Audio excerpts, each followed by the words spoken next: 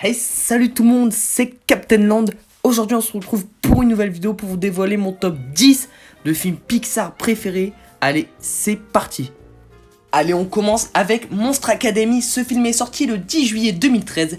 L'histoire raconte un petit monstre qui s'appelle Bob Razowski. Et son grand rêve, c'est de devenir une terreur. Et quelques années plus tard, il rentre à l'université Monstre Academy où sont formés les meilleurs terreurs, où il fera la rencontre de Sullivan. Bob Razowski. Il ira au jeu de la peur où il fera équipe avec d'autres monstres dont Sullivan qui devront gagner face à la terrible équipe de Johnny face aux épreuves douloureuses et surtout dangereux.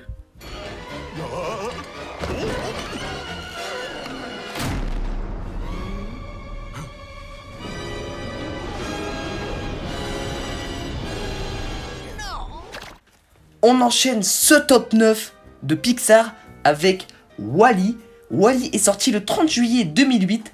Wall-E est un petit robot rouillé et c'est le seul être sur Terre. 700 ans plus tôt, l'humanité a déserté notre planète en lui laissant le soin de nettoyer la planète Terre.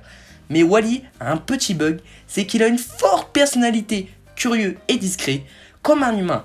Ensuite, il fera la rencontre de Eve, une robot dotée d'une technologie plus avancée par rapport à Wall-E, et Wall-E va tout tenter pour la séduire.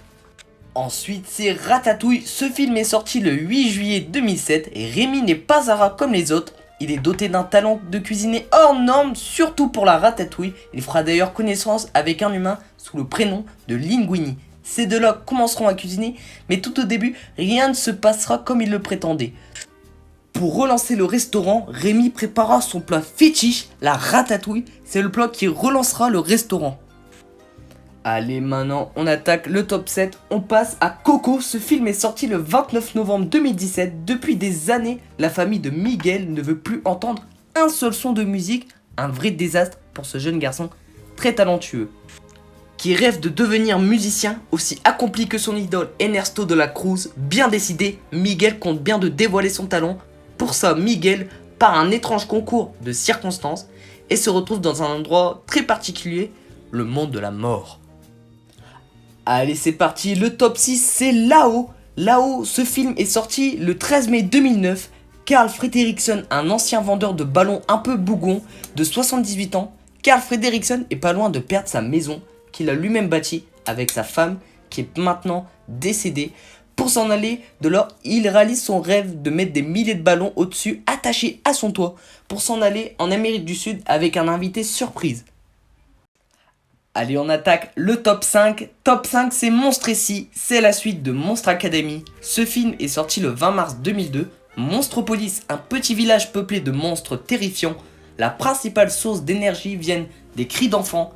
Monstre ici est la plus grande usine de traitement de cris d'enfants.